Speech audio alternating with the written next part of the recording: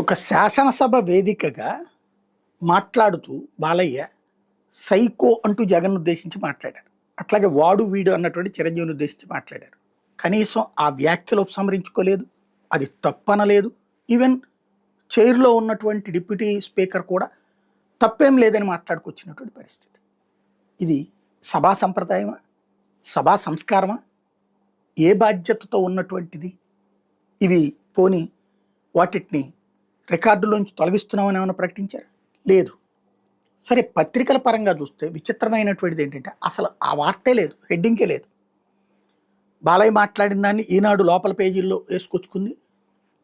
అదే సందర్భంలో జ్యోతి అయితే చంద్రబాబును ఉద్దేశించి కుప్పం ఎమ్మెల్యే అంటూ వైసీపీ ఎమ్మెల్సీ మాట్లాడిన దాన్ని మాత్రమే హైలైట్ చేసింది. కానీ ఇక్కడ సైకో అనేటటువంటి పదాన్ని వాడింది కానీ తప్పని కానీ రాసుకురాలి.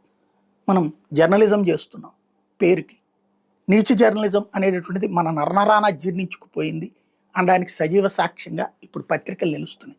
ఆంధ్రప్రదేశ్లో పత్రికలు అనేటటువంటిది తమ ధర్మాన్ని ఎప్పుడో మర్చిపోయినాయి, అధర్మాన్ని నెత్తిన పెట్టుకుంటున్నాయి. అలాగే బాధ్యతలను వదిలేసినాయి, అహంకారాన్ని పతాక స్థాయికి తీసుకెళ్తున్నాయి. ఇది రైటా రాంగా ఆలోచించుకోవాల్సి ఉంది.